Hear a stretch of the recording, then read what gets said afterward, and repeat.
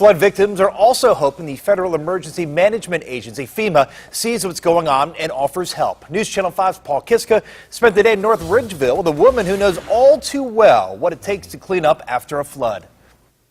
Well, Barb Sutton in North Ridgeville and her neighbors still cleaning up 10 days after the flood hit their city and throughout Lorain County. But we found out something very interesting today. For those flooded basements and family rooms to qualify perhaps for some federal aid, guess what?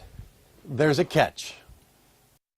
And my television shot because it was plugged in below the water thing and it shorted out.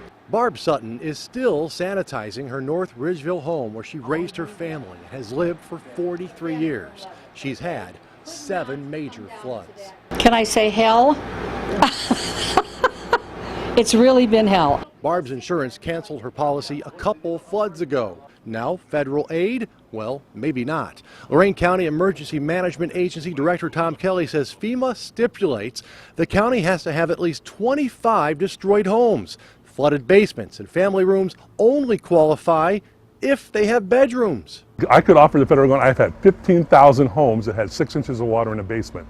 That's not living space. Sorry, you don't qualify. There's no bedroom down here. No. There's an office in the other room and there's a full bath.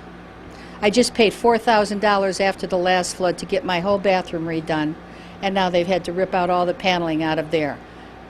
I had human excrement coming up out of my toilet and out of my shower. Barb's not banking on federal aid in the form of a low-interest loan. Just give me the money, forget the loan part. I don't even want to pay anything back. I don't want to be obligated to anybody for anything.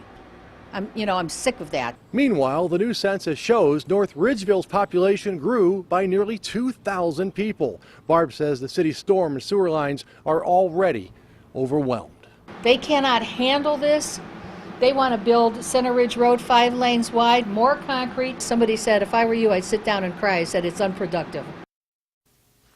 Well, she's not crying. She's still cleaning up. Now, how difficult is it to find a lot of basements that were flooded and family rooms that were flooded that actually have bedrooms in them as living quarters? Well, Lorain County Emergency Management has gone through hundreds of homes, and they're up to 27 of those homes. Live in Cuyahoga County, Paul Kiska, News Channel 5.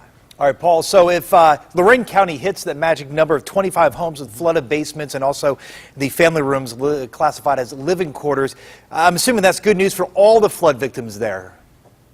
Well, it really would be. So 2 things need to happen. The feds need to come in and certify Lorain County's numbers and say you're over 25. Guess what? Now everybody could qualify even though they don't have bedrooms in their basements or family rooms.